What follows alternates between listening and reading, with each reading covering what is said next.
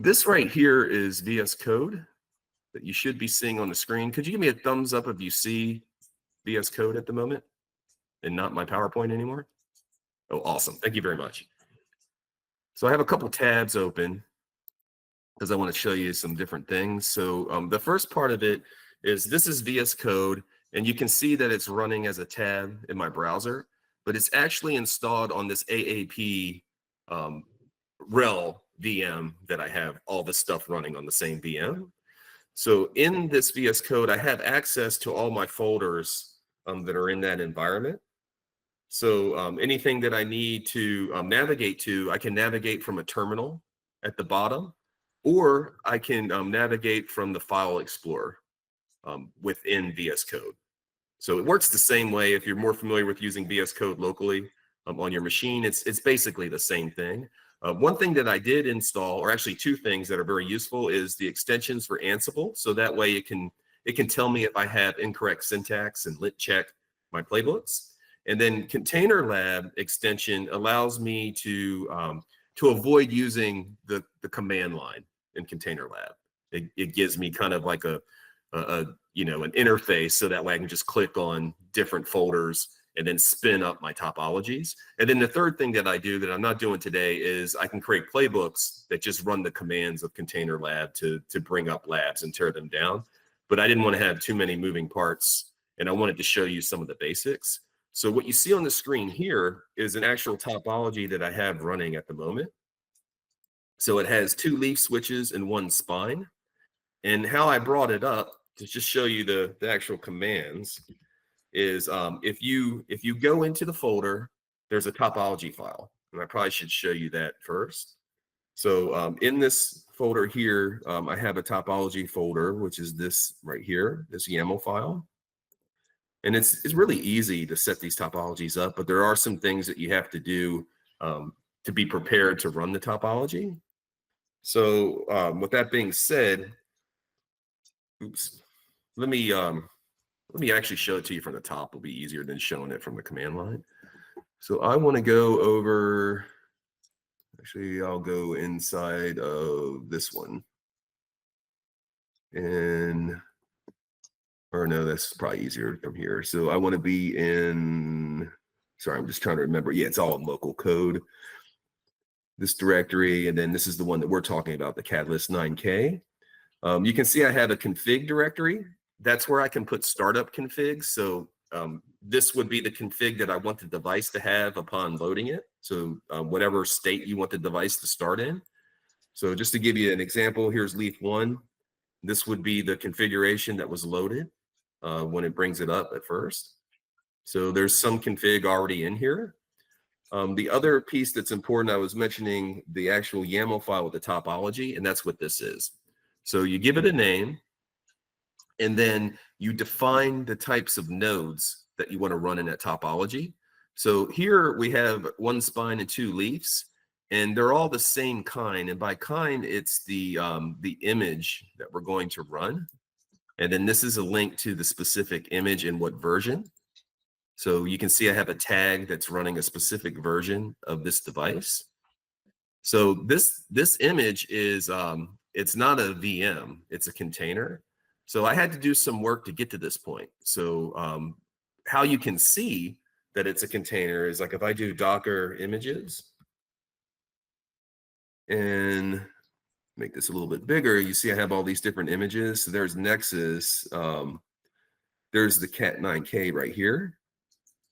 This is a container image, but it didn't start out that way. So what I had to do was convert it from a QCal image into a container. And then how you do that is with VRNet, which is a different tool that's listed on those links of tools that I needed.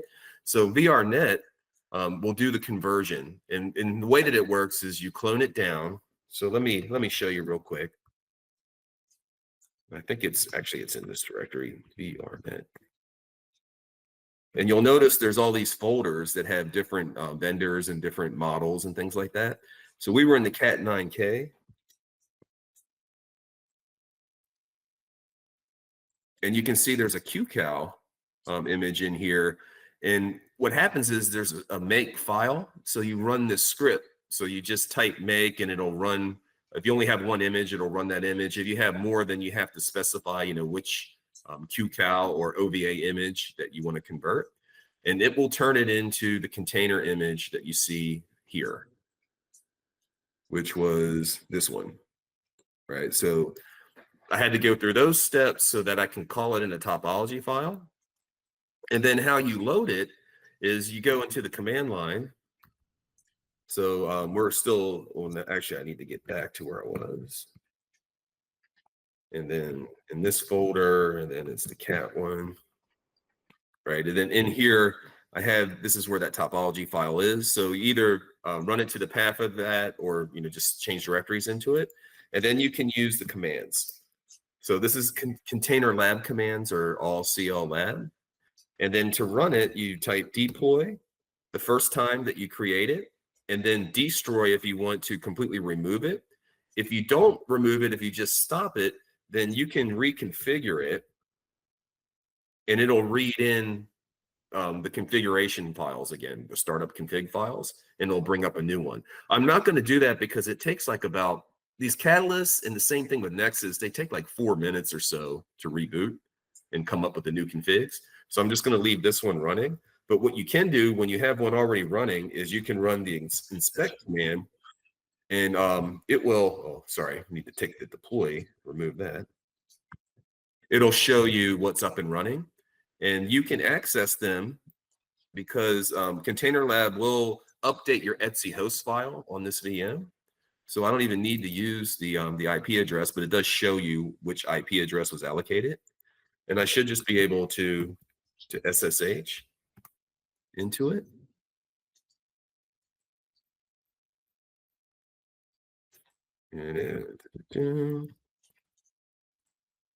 Right, so now I'm in the switch. So we can validate like when we make changes and things like that. So one of the things, let's see what's in here because I was running stuff earlier. Show run NTP do an S. Oops, I can't type today. Right, so I have some config already in here for NTP. I'm going to note that it was 1 and a 5. So we're going to change that. And then the other thing that we're going to look at is logging. All right, so there's no logging config, but I do have an NTP config. So that's the state of the current configuration on these devices. So that's pretty much containerlab in a nutshell. But I did mention there's this extension. So instead of running those commands, you can bring up the containerlab extension and see how it shows the ones that are running in green and the ones that are turned off at the moment are in red.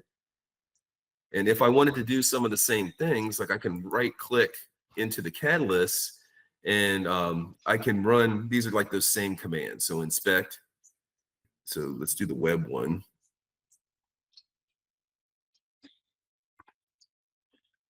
Why didn't it click on it? Right click. There it goes. So see how it did this? It gave me a port. So if I want to access this, AAP is the host name for this server. So I can just bring up a tab.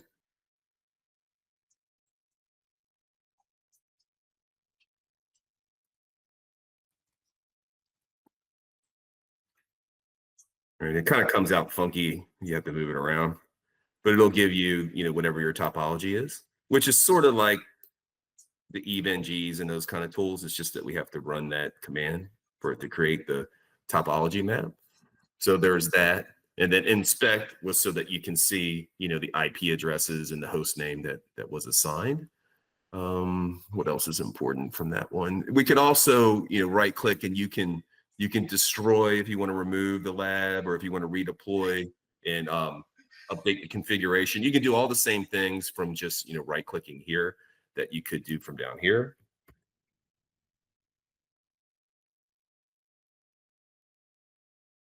I'll bring this back up in case we need to copy the host name again or later as we go through. All right, so let's take a look at Ansible. So in the interest of time here.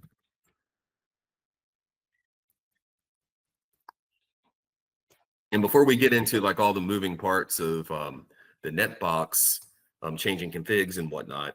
I just want to show you the inventory. So we're doing a Netbox inventory, and in the inventory, we have a source, and the source is the Netbox that's running in this environment. And do I have that up here? Yeah, so here's my, let me go ahead and just go up to the top level of this to start out. Yeah, so here's my Netbox. I just have one site configured, and I have those devices, those 3 switches configured in here. And then going back to AAP, this is the source, right? So I can do an inventory update, or it does this automatically before I run a playbook each time to see if any devices have been added or removed or changed. So we'll just make sure that it syncs up.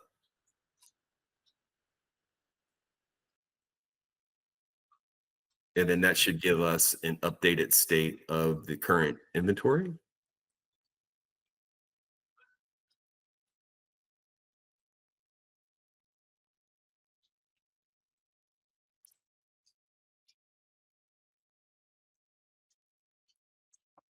Of course, it's taking a while because people are watching, right? So it finished. And then if I go into the inventory itself, I can go to groups. This is the group that we're looking at, the Catalyst 9KV.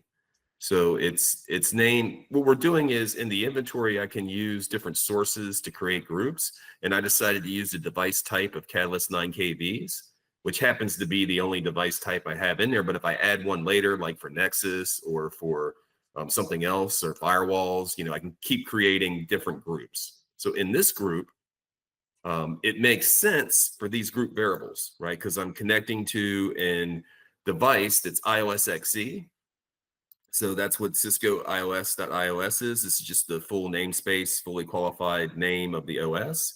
And then we're using network underscore CLI as a connection type because we're doing command line types of automation with SSH. We're not using a REST API this time. So we just established that in the group.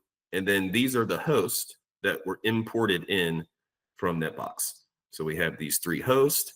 And then just to show you real quick how this can also work, I jump back into here and go to my devices. And I can just add one in here. So different ways of updating Netbox. So let's just say, in this case, we only use the GUI. We're not using importing and any other of the options. So we're going to put it on the switch role. Device type is the Nexus 9KV. The site, we only have the one site to choose from, RTP. It's active. And then we'll create it. Right, so now we have it as a 4th device here. And then I go back to Ansible, and then we'll go into the inventory, back to the source. And this little box is in my way, and then we'll run it again just to sync our inventory. You can sync your inventories inside of an actual workflow that you create, or when you run the playbook, you can have it set to do that, prior to running the playbook, because you'll update your project and your project will update the dynamic inventory. So that one has been updated. So if I go back to groups and click in here and click in host, now we have this new one, and same in the reverse order. If we were to delete this guy, delete, yes. And this is the last of kind of the repetitive part, and we'll get to the cool part. And then let me go back into my source, run it again. But the idea is dynamic inventories, as your inventory grows, it's really hard to manage them statically as a file. Where having something like this, a source of truth, is nice because as IPs change and devices are added and removed or variables are changed, then you can pick up on that and not have to manually either go into the GUI here or go into like your repo and keep updating like a host.yaml inventory file. So back to groups, this host, and then it disappeared. So we're up to date on our inventory. So now for like the cool part with the EDA portion of it. So let's look at EDA is running at the moment. So this is what we call rulebook activation. And what this is going to do is it's going to collect and respond to that webhook as it comes in. And it creates a debug history that we can look at. Or actually, let me do that from go back to here and click and then go in history and click in here. And then you can see like all this information from earlier. It collects a bunch of stuff. But what we care about is the state right now where it's just sitting and it's waiting for the next event to happen. So this can sit here, and then once something happens, we'll go look at the data and you can see how it responded to receiving the webhook. So the webhook and all that stuff is set up in Netbox. So this is Community Edition. So really what you do have in Community Edition that's very powerful, even though this is the free version of Netbox, is you have the ability to go into operations and you can create these event rules. So I have two of them in here, one for the logging config and one for the NTP. Now you're probably wondering, why don't you just do it for the entire configuration? And the answer is yes, you can. You can create a Jinja 2 template that can address like the entire configuration, and then you can variabilize the components that have been added as part of like IPAM or VPNs, or like any of these other categories. You can pull them out of the database into your Jinja 2 template, and then that can be rendered, and Ansible can push that entire configuration as a Jinja 2 read into like the iOS config module. But what we're doing is it's just snippets of configurations. And that aligns very nicely to the whole notion of resource modules in Ansible, because they're scope configurations. So I'm using a resource module for logging and also one for NTP. There's several out there like VLANs and all sorts of others, SNMP. Pretty much almost all of the configuration of the router is available as resource modules, but there are some gaps. And when there's gaps, then you can just easily use Jinja 2 to cover like those one-off types of things. So because we have these configs that apply across the group, right? Because this isn't as appropriate for when you're doing host-based, you would want to have templates that are very specific to that host. But these are configurations that I can apply to like all of my Catalyst switches at that site, because I have a standard configuration for logging and the standard config for NTP or SNMP or anything that's going to be applied across groups like that. So this is the NTP one, and you can see that if I update this configuration, it's going to trigger an event, and that event is going to trigger this webhook. And this webhook is going to go to EDA on port 5001, where there's a plugin listener waiting to receive that webhook, and it's going to read in the contents of that data payload, of that body. So it's going to be like a post message, and in the body, it's going to have that configuration snippet along with all the other configs that were set for those devices in Netbox. So it can read through all that stuff and make a decision. So we'll look at the decision in terms of the rulebook here after we run it. But just note that in general, we're defining a config and we're changing it, and it's going to cause an event, and that webhook is going to cause EDA to evaluate whether or not it needs to run a playbook or not. So what we need to do now to make it work is go into provisioning, and this is the config context, right? So these are just snippets, and we'll start with NTP. And then you see this is a very simple payload for NTP that syntax-wise, it's the config that we need for the resource module for the NTP resource module for iOS, right? So this config will work, but we want to modify it, right? So earlier when I looked at the device, it was 1 and 5. So this is like the last time I changed it. So that's consistent. We just need to change it to something else. So I'll change it to 10 and 50. Right now, see how it's active? So here's where the Community Edition has less capabilities than the Enterprise Edition of Netbox. So in the Enterprise version of Netbox, you have a new capability that is called branching. And you can get the branching to work in Community Edition, but just not this container install that I did, or at least I couldn't figure it out yet. But like when you actually install it like directly on an OS, you can install this plugin for branching. And what that does is, instead of just having one database like we have here, you can have a database that's a branch, so like your test branch, And then at some point you can merge that branch into your production database. And then that's what you would push or send off, in this case, the config as it changed to the AAP or the EDA rather. But since we don't have Enterprise Edition, the other thing that we don't have is the change control. So just like ServiceNow and other tools like that, Netbox Enterprise or Netbox Enterprise has a new notion of change control. So that way, when you create that branch and you go to merge it, before it'll actually merge it, it will look for an approver to review it. And then if they approve it, then the change control will allow that merge to happen. And then that job would complete, and then you would move forward. We don't have all those gates here with Community Edition, but we do have the ability to deactivate a config or to activate it. And another thing that we have at the bottom is we can create tags. So in this case, if I were to run it or actually update this and not activate it, then we would ignore it. EDA would not do anything with it because I created a condition that says not only does the config have to change for NTP, but also it needs to be active.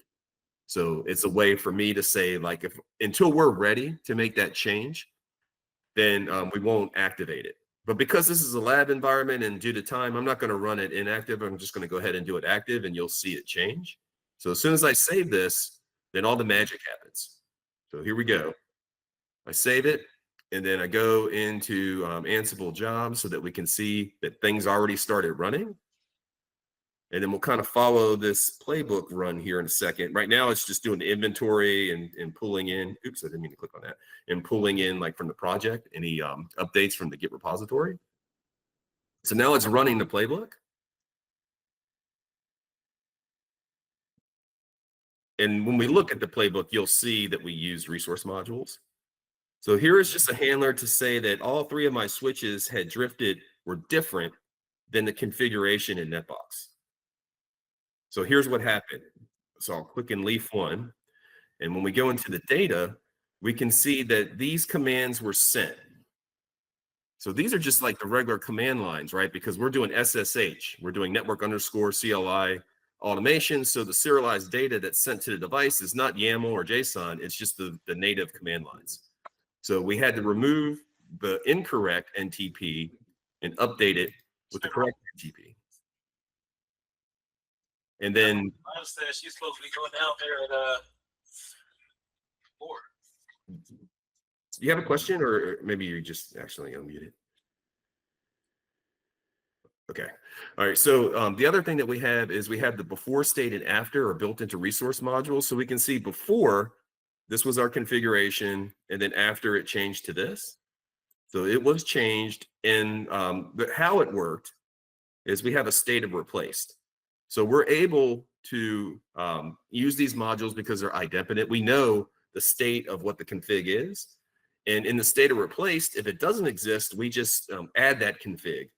But because it's replaced and not merged, if there's a config in there that shouldn't be there, we can remove it.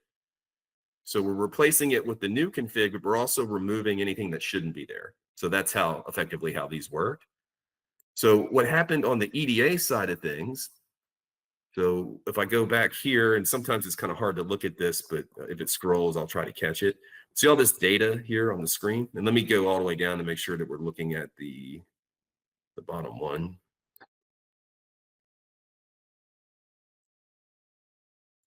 So this is all the data that was sent in the webhook. So what's interesting here is that this is the config. This is the actual data payload that we created that config context for. So we have the data. We also know what group it is because of the device type. So that's Catalyst 9KV. And I have a variable for that as well, because we don't know like which devices or groups that we want to make the change to until we read in, that data from the webhook. And then the other one that was important was this NTP iOS display name, because that's what we're mapped to on that webhook. So we can create a condition to say if it's this NTP, and if it's active, that was the other condition, right? So in here somewhere is active, is true. So if we hadn't checked that box, even though we updated the config, we would ignore it because it wasn't active, right? So these conditions have to be met. So here's where the conditions are. So if I go into this one. Yeah, so here is the EDA repository that I had. So we want to look at the actual, not the playbook. We'll look at the playbook, but we want to look at the rule book first. So here is our rule book. So in the rule book itself, let's make this a little bit larger and Control plus. So here's where we define the port that we're using for the webhook. So once we receive that webhook, from Netbox, then we evaluate it. So this is just like a playbook, but it's a rule book, right? So we have, the whole notion of the rule or rules, just like we can have tasks. And then in the rules, we have conditions. So the first condition that makes sense to what we just did is this first one here, where the name is the NTP IOS N, because we can have more than one conditional. So it has to be that, plus it has to be true. So the data has to be active. So then it'll go forward and it'll evaluate or read in the rest of the data. And we're going to create some variables. So one variable was the actual config. So this is that dictionary that represented the NTP configuration. And then this is how we define what group that we want to run in the playbook. So this underscore groups variable was device types catalyst 9KB, right? Because we read that in from that payload as well. So that's what we received in the webhook. And to understand the way to parse through this data is you can look at the EDA output, because it's in debug mode, and it gives you that whole data output, so you can just parse to whatever you want to point to here. And then the other one is logging. So we'll run that one as well, and we'll see that it effectively does the same thing. It's just it's going to update the logging config. So at this point, let me show you the playbook, which was NTP. So this is how we knew which group we wanted to run for host.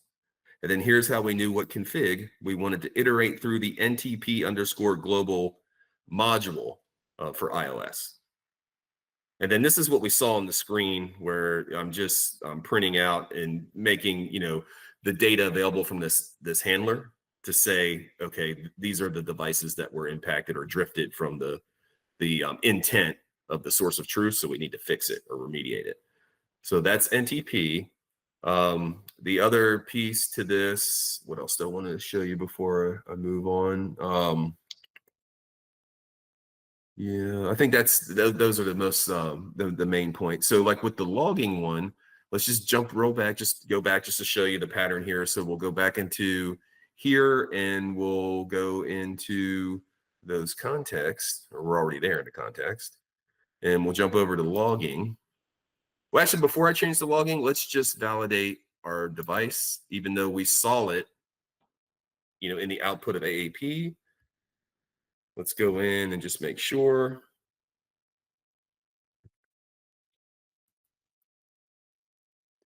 Right, and then show run select NTP. All right, so we're on 10 and 50, right? It used to be 1 and 5. So that's correct. And then we haven't done anything with logging yet. Right, so that's not in there.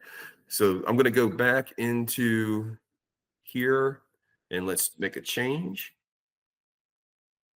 And we'll kind of do the same thing just so I can update it here. So we'll make it a 50 and a 60.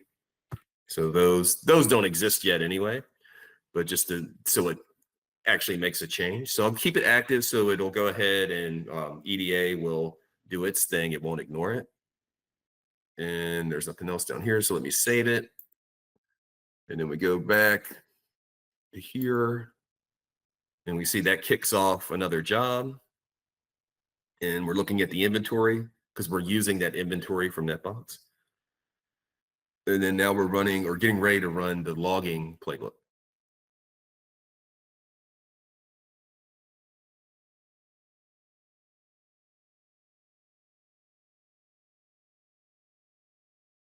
And so here's the devices that were impacted. When I double click into what the module did, here there's no commands because we didn't need to negate anything because it was empty, right? So we're just adding the configs as they were. And the before is an empty dictionary here. And then the after is what it looks like in structured data in YAML, the command line config, right? So this is how it's rendered here as structured data.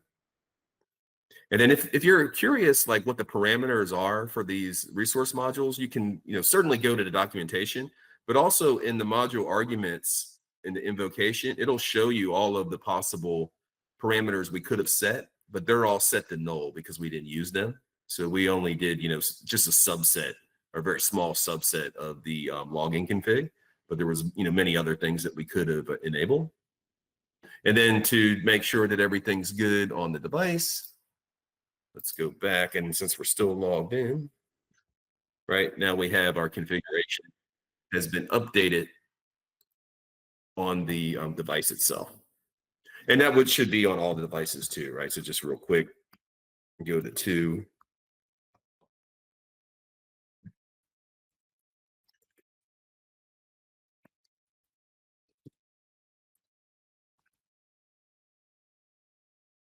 Right, so it's sent it to all 3 because they're all in that group.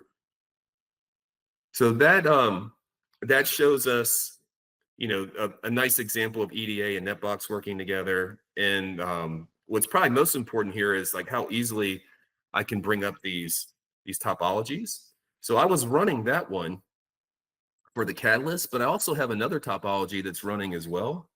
So if you look here, let me so it doesn't screw up, let me exit out of the terminal here. I also have this other topology that was routers.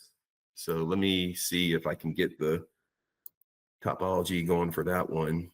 No lab node or topology file selected. Let me click in here, or I might not have that in that folder properly. Let me change directories to it. Let's see, local code, lab, RH, topology,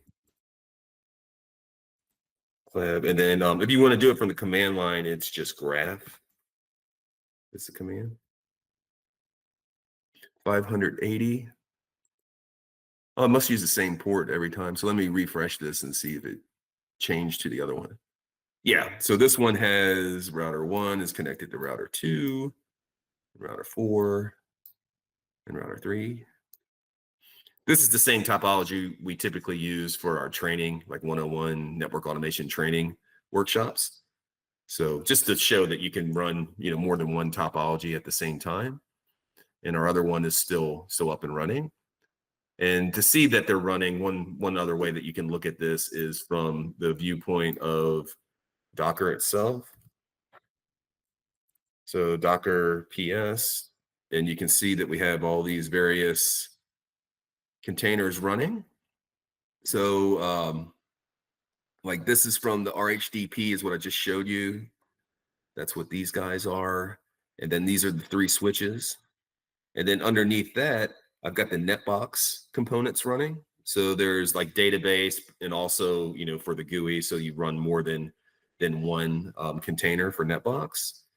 And then moving down, there's my Git repo is the one here on port 3000.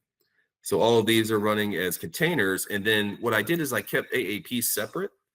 So instead of using Docker, I'm using Podman for all of the AAP stuff, just because there's so much of it, because these are all the components of AAP running as containers. I just didn't want to blend it all together because it's just harder to look at. So I keep my lab stuff separate from AAP, but they're all containers and they all can access each other, from that local container network that containerlab is using. So that is pretty much everything that I had.